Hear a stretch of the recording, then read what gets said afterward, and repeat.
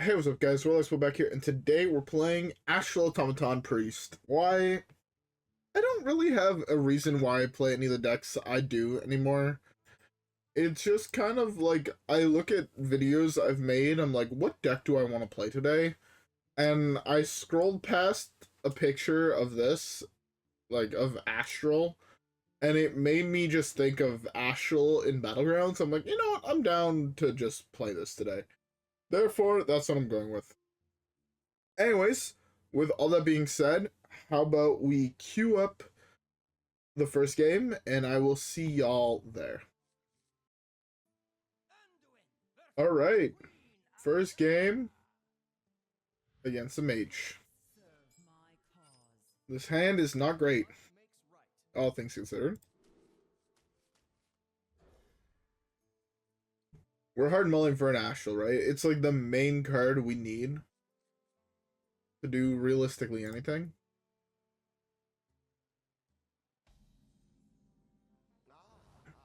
Astral off the top. Hit this game. I always forget this is a 1-mana 1/2. Because in Battlegrounds, it's a 2-star 2/4 that gets +2/+2 instead of +1/+1. It's wild to me just to think like how different this card is in the actual game versus in Battlegrounds, but oh, that's a really good draw. I'll take it though. Might have been the best draw in my deck. Because it allows me to play it plus give it reborns, and then I have 2 reborns in hand.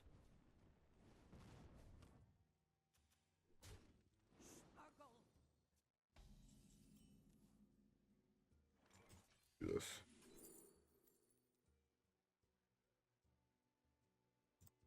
Take the raise dead here. Hero power down my 1/1. Please? Give me 2/1, or give me a, what is it, a 2/2? Right? So it's a 1/1. It reborns as a 1/1 +1/+1. It's a 2/2. Then I give that reborn, and I animate dead, and then we're pretty good.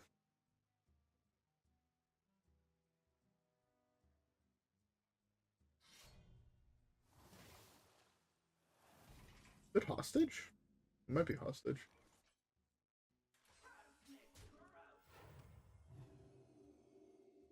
Ah, this hand, him not killing my guy is really unfortunate for me. To be fair, it also limits what he can realistically play. Because I can trade test for counterspell with confuse. Alright, sounds good to me.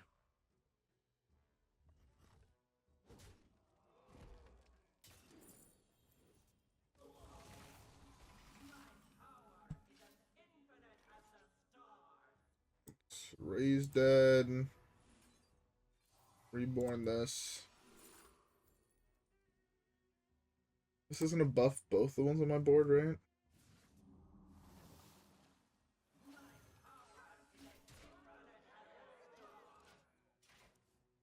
We're in a pretty good spot.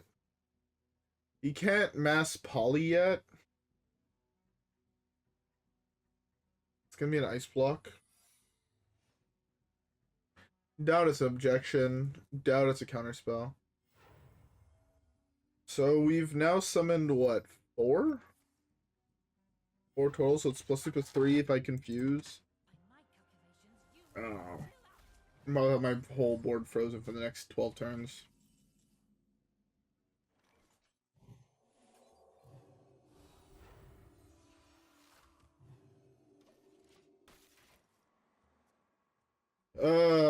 We're about to get scammed, aren't we? He has double ice block in hand. He's gonna freeze my board forever. And there's nothing I'm gonna be able to do, and I'm gonna lose the game to that anti.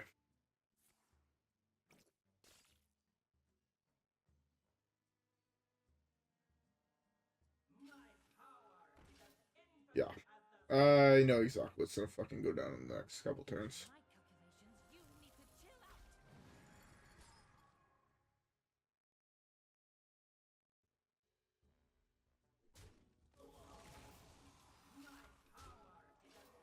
Well, this was a fun game.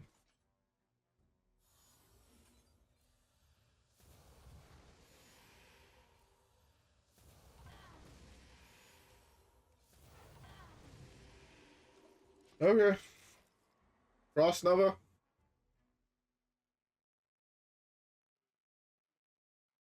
much damage is this realistically? If I get to connect with everything this turn, it's 26.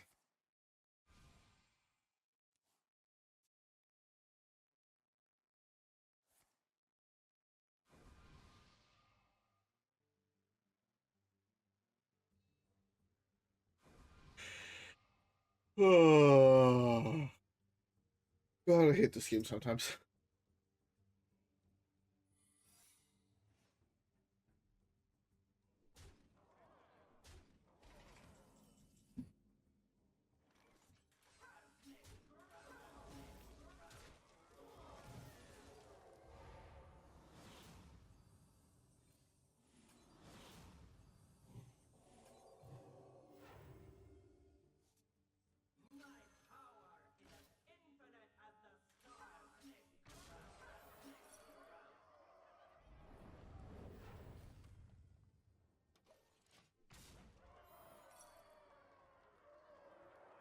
Alright, freeze, freeze, ice block, ice block. I'm ready for the looping of ice blocks. I'm ready for the freezing of my board permanently. It is what it is. How is it that's the first hostage mage I queue into in I want to say a couple months? And it's while I'm playing a deck that's focusing solely on OTKs. Very, very unfortunate.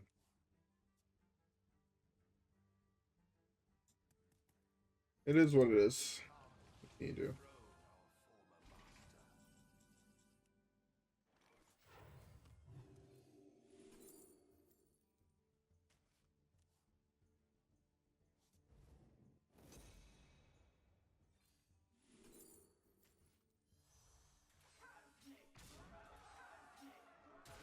Do this. It's fine. Okay. Show it to me, man. I'm...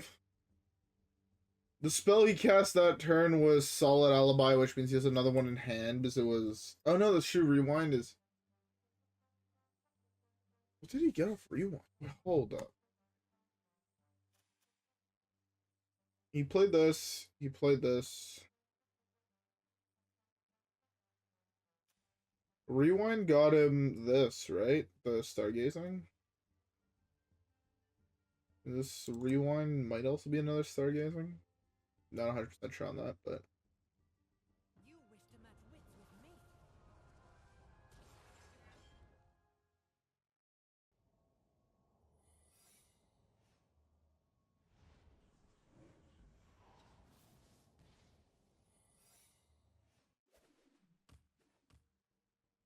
The Flame Ward...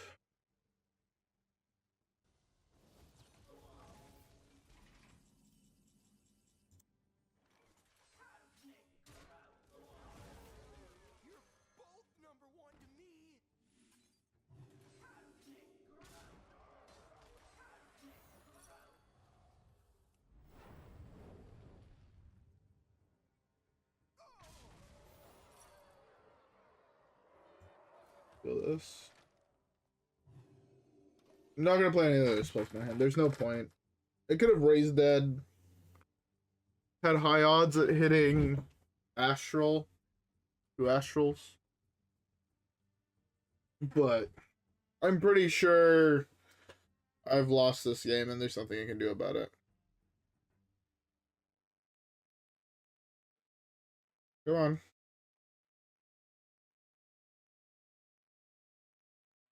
You still have 2 Frost Novas in your deck. Salt Alibi's not good enough anymore.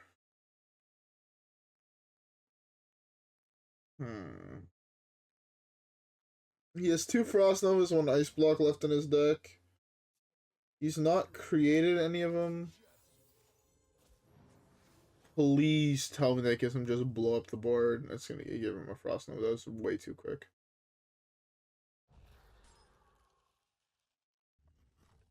I have no burn in my deck, therefore that idea of trying to get him with burn is never gonna work.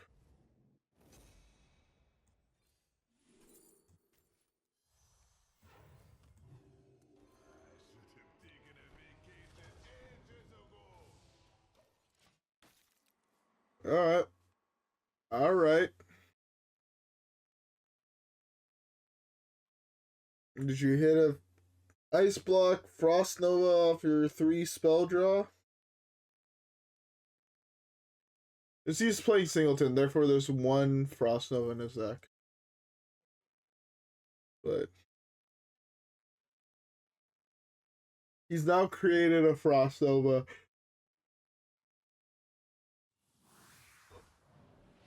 Fuck, I am so tired. It's crazy.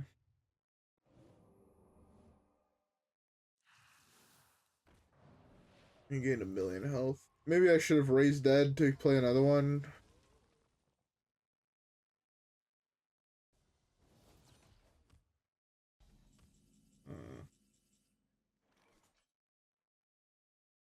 I'm gonna try to go for as much damage as humanly possible.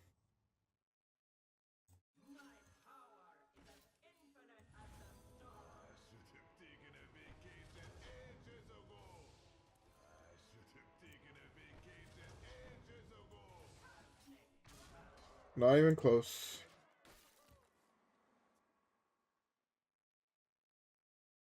It's fine. What can you do? I mean, you can't draw answer into answer into answer into answer into answer, right? Or he can. Or he can. Just one of Frost Nova. Oh, now he had... Okay, now we're dead. He plays Magister, freezes my board. Is he... Yeah, he's created a Frost Nova Zephyros. And to copy his 2 guys... No, he hasn't created a potion yet. Therefore, he can't copy his guys. You can delay me another turn.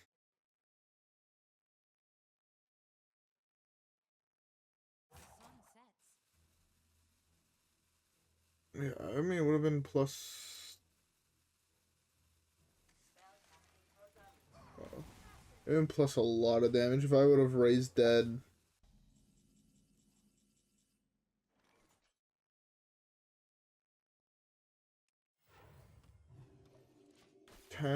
Freeze my board, 10 again, I'm done, yeah.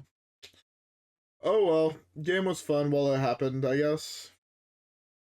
Classic Hostage Mage. Just freeze my board. Like, you win the game if you freeze my board.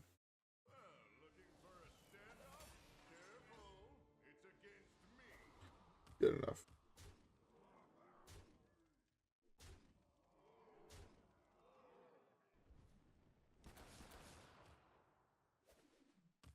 Good enough.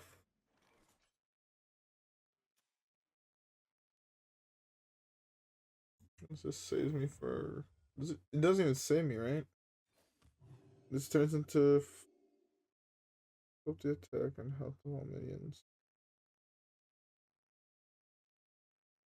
It's gonna be 2, 3, 4, 5, 6, 7, 8, 9, 10, 11. I'm at 1. I'm at 1, but I don't have any power, right? Like, I can't summon another dude. Oh, Hostage Mage is Hostage Mage. Let's, just skip the next one.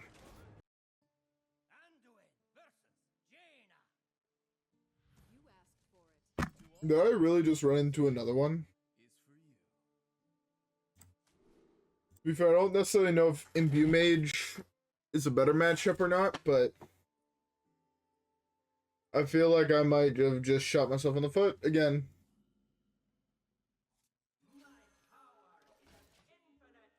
Let's Forge this next turn, play this, get Astral, play Astral, play Astral, play Fishing Rod. Attack, get another Astral is the current plan.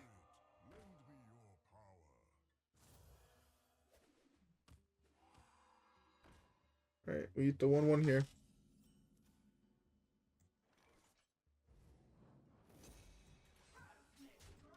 With the 1/1 to play around his div, right?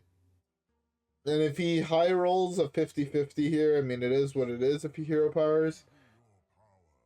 Oh, he does that, which is still not great for me, but it is what it is.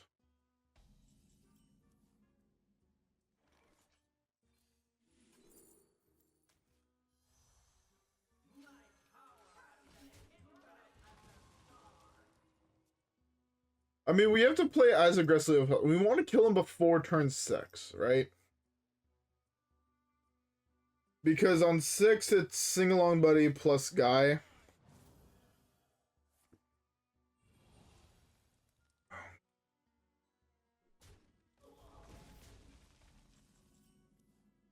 Well, I think we were too slow this game.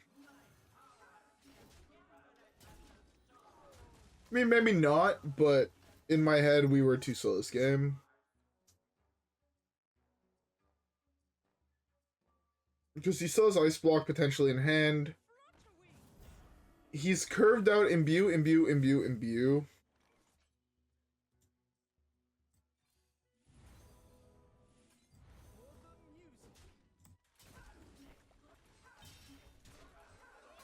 Maybe we just draw Confuse off the top, or we're just dead this game. Either way, it is what it is. Sing Along Buddy. I mean, we have enough health on our board where Sing Along Buddy shouldn't be an issue. But you also never know, right? Sing Along, or sorry, not Sing Along. Reckless can just. Are you off the rip? Fuck. It's gonna shoot down all my minions, isn't it?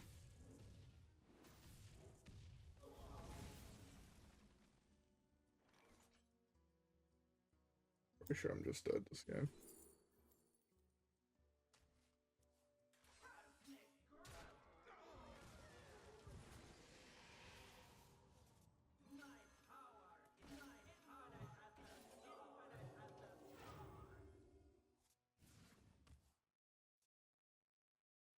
Sing Along Reckless. Which one did you draw for turn? I guess then he doesn't really have mana for it, but. Bro, he's imbued basically every single fucking turn. He's just dead? Hopefully he's just dead. I think he's just dead.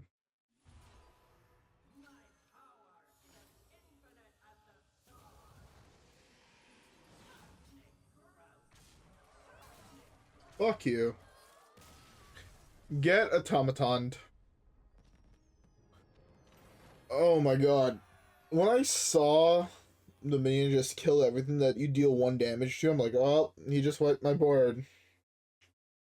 Luckily, he lost 1 of the flips that hit my face, but I wasn't holding my breath for it, I'll be honest.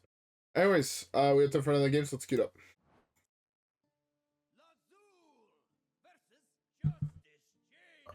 Bro. How is the no? As I'm playing, like, I guess it is an aggro deck, right? As much as I don't want to admit to it, it is an aggro deck. How's the fuck that I'm only facing the decks that typically beat aggro decks pretty confidently now that I'm playing an aggro deck? Like,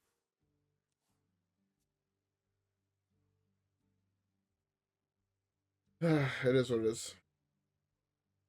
To be fair, Hostage Mage will typically lose to the faster aggro decks, right? When you think of most aggro decks, at least in my head, I'm thinking of, like, Aggro Priest and not this Priest, which would typically beat Hostage Mage because your hero power forces them to have a nice block every turn. They can't freeze your board because if you put them to 1 or even 2, they're still dead to your hero power. And if you have a what's his name? Oh my god, this hand's terrible. If you have Void Touched, it's even better, right?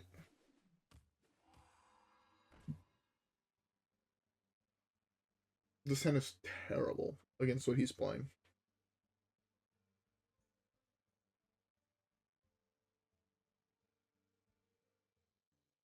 Also, I don't think I said it yet, but I hope everybody has a beverage. I'm currently drinking myself. I actually have 2 drinks in front of me. I had some friends come over after, and I had a bottle of gin they wanted to try. So I have myself like probably like an ounce of gin. Ounce. It's probably closer to 3 ounces. But like, yeah, 3 ounces of gin. And I also have myself a beer. Partially, we poured each other around. I poured everyone around of the gyms they wanted to try it. And yeah, it turns out 1 ounce of gin, like an ounce and a half, right? A shot is an ounce and a half. Turned into my buddy just pouring everybody fucking glasses of gin, basically. Well, now my bottle of gin is half empty. For those who are wondering, it's aviation gin, right? Which, being a Canadian, if I don't like talking about what's going on in the world. I like this to be an escape, but I actually can't buy it anymore where I live.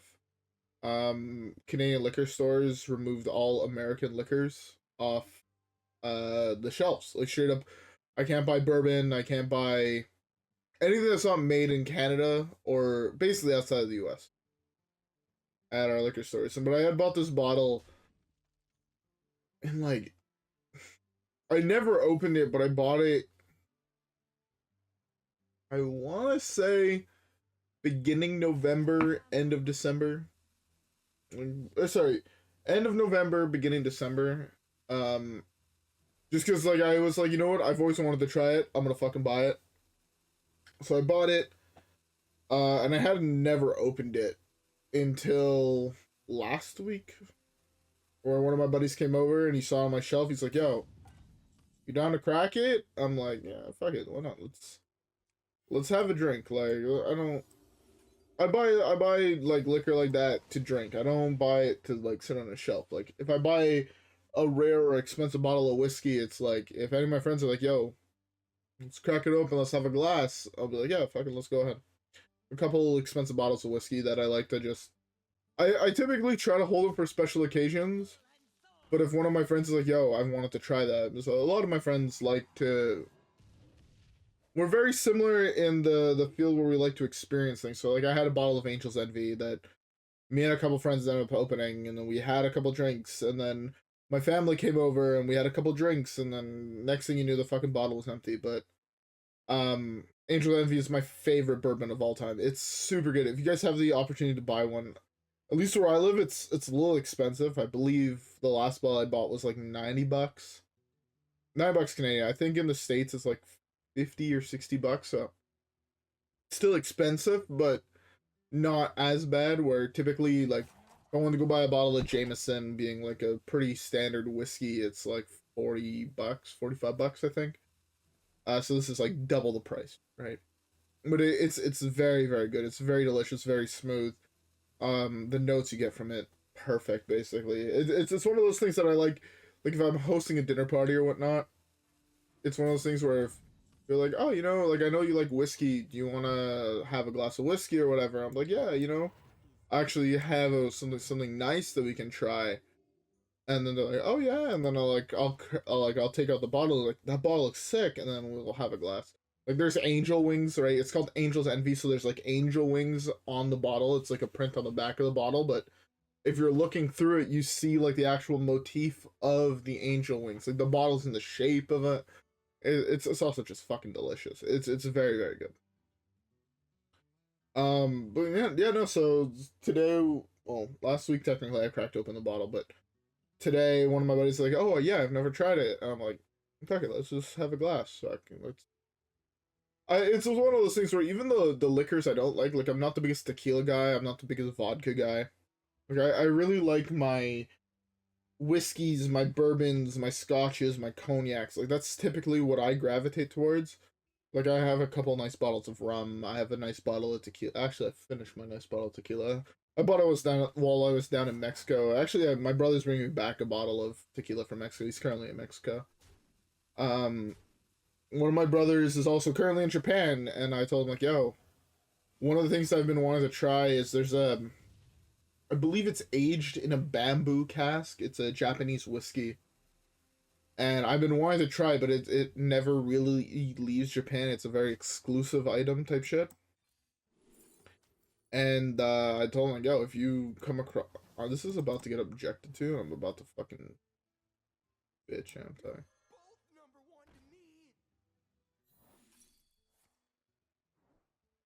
Much as I hate having to do it in this order, I have to do it in this order." But yeah, so my brother's potentially bringing me back a bottle of bamboo cask. I believe it's Nabiki. Don't know if that's the name of the company or the name of the whiskey, but it's very, from what I hear, it's very very good, and I've been wanting to try it now for a while. Yeah, we lose this game. As I'm just sitting here talking about me being an alcoholic, basically. But it's, from what I hear, it's very good. It's very smooth, and I told him like, look, if you have the opportunity while you're in, Tokyo, or wherever you guys, I forgot, they said they're going to like 6 different cities. I'm like, if you have a chance to just walk into a liquor store and see if they have one, like, especially I feel like in Tokyo they would have it, and it's not too expensive, right? I'm not about to spend like $300 on a bottle of whiskey. Like, I have my limits. Like, I'll spend like $100 on something like that, like, just because it's like, and it's like a hobby I enjoy, is like trying these type of things. It's the same thing where if I'm at a bar and I see a whiskey I never had, even though it might be, expensive, I'll be like, hey, you know what? I'm gonna treat myself. I'll buy myself like 2 fingers of that, no ice, just the whiskey. If it's a more high skill place, it's like I will be like, hey, do you have like a pipette of water, or like it's like a droplet, right? I'm about to fucking dive into a super technical whiskey tasting thing. Um, but there's this thing where um when you're an alcoholic beverage, a lot of flavors are in oils that are infused into liquid. So if you use a little drop of water, and like, right, you use a pipette, but you're only really dropping 1 or 2 drops of water in it, and it's typically done in your first sip or your first tasting of it. But you bring out all those oils to the surface of the drink, and it helps find the notes off odor, off a whole bunch of different aspects. So if I'm in a more high scale place, like the type of place where you actually show up in like a suit, right? A place where your typical, they don't have Jameson on their shelves, right? They have, you know, they have your Cossoir VSOP is like their fucking bottom shelf shit, right? Or your Remy Martin, or your, like, I'm trying to think of like really high end whiskeys that most people would know, but like your Glenfiddich 15 is like their low level scotch, right? For at least where I live, a Glen 15, if I'm not mistaken, is like 195 a bottle. Like, it's fucking expensive. Where I live, liquor is very very expensive. So like, versus like a normal bar where Jameson or Jack Daniels or all these type of things, for us it would be like Canadian Club is like typically like people's low level. When you get to a point where your Glens or your even like your higher end Monkey Shoulder, or Angel's Envy or whatever, like pick something like a nicer whiskey or nicer bourbon or nicer scotch, is your low level. Like, yes, I know a lot of people like Hennessy, but I'll be honest, Hennessy is not the best cognac you can buy, right? There's definitely leagues above Henny. And when those bottles above Henny start being your low level cognacs, you're at a place where typically people will show up in a suit and tie. And it's those type of places where I'll see typically bottles where, again, 2 fingers of something will cost you like $55, $60. But it's like you're going there for one drink, and personally, at least I see it as going there to experience something new, which is why in my head it's like paying an entry fee to like a museum or something, right? Where a museum will cost you like 40-50 bucks, and instead of going to a place where I'm going to go look at art or look at whatever for a couple hours, I'm going to sit down somewhere, have a conversation with one drink for an hour, and I'm there partially for the conversation, but also partially for experiencing a new drink that I've never had before. It comes with my mind as someone that likes cuisine and likes all these type of things. Where it's the same thing where I wouldn't do it every day, but like, you know, for like a special occasion, I wouldn't mind going to a restaurant and dropping like 250 bucks on a meal. You know, for me and a significant other, or for me and my brother, or whatever. It's just I'm going there, yes, to spend time with the person, but also to experience something new. And to be fair, I've always been that type of way where the experience is something I'm willing to pay for more than what I'm buying, right? A lot of these things I would like. I will never buy a bottle of Johnny Walker Blue. Have I tried Johnny Walker Blue? Yeah, I've had it a couple times now.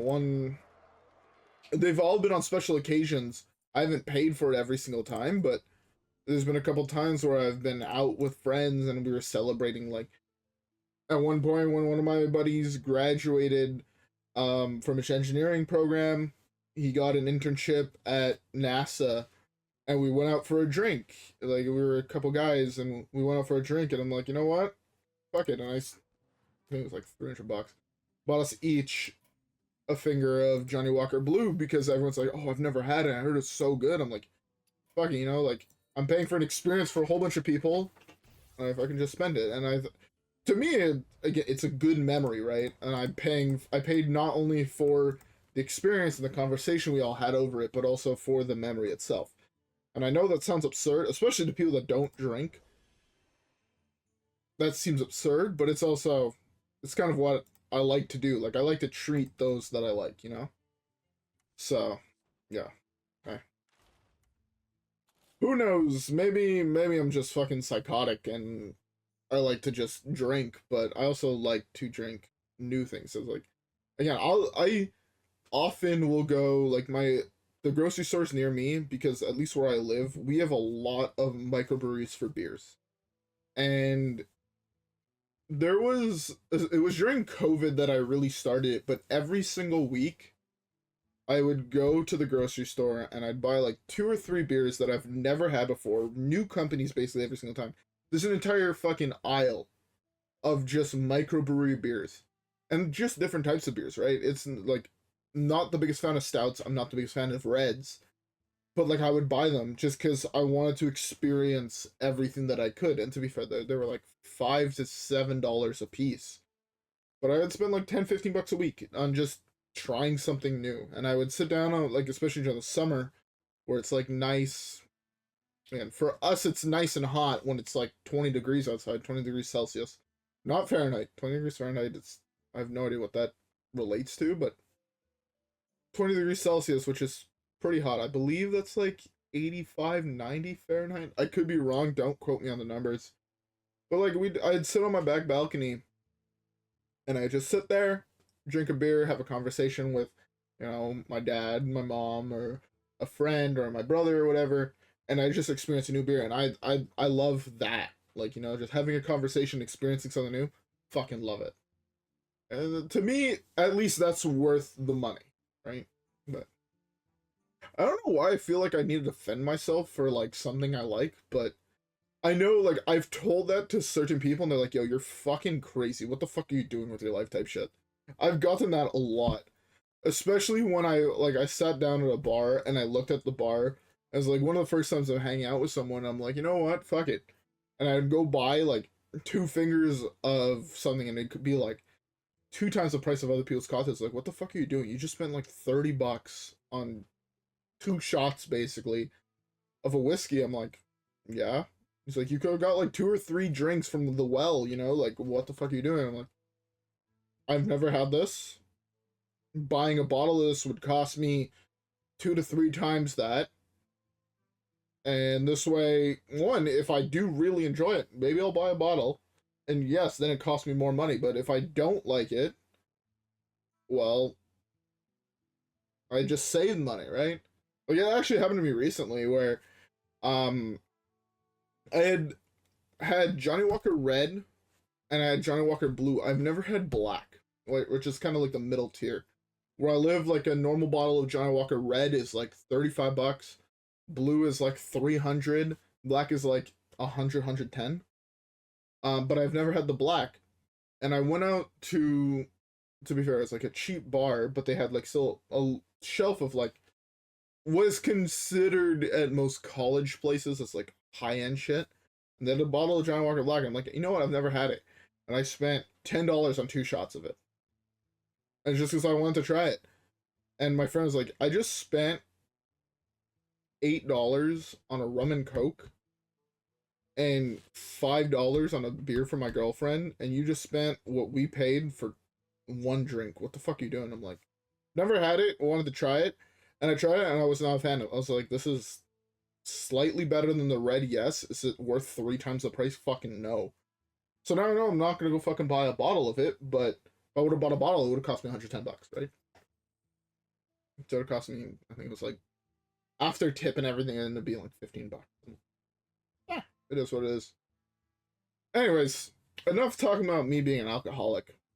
The pack was trash. I still love this deck, even though we lost like 2 out of 3 games, right? To be fair, I was more focused on me talking about random bullshit than actually focusing on the games. But yeah, we lost 2 out of 3 games. It is what it is. Not gonna worry too much about it. I'm done ranting and talking about bullshit. I'm gonna end off here. Hope y'all enjoyed my rant. If you guys did, don't forget to leave a like and subscribe. If you enjoyed the gameplay, also leave a like and subscribe. But, yeah. Anyways, with all that being said, I will see y'all on the next one, and hopefully we do more of that winning thing. I guess, yeah. Peace.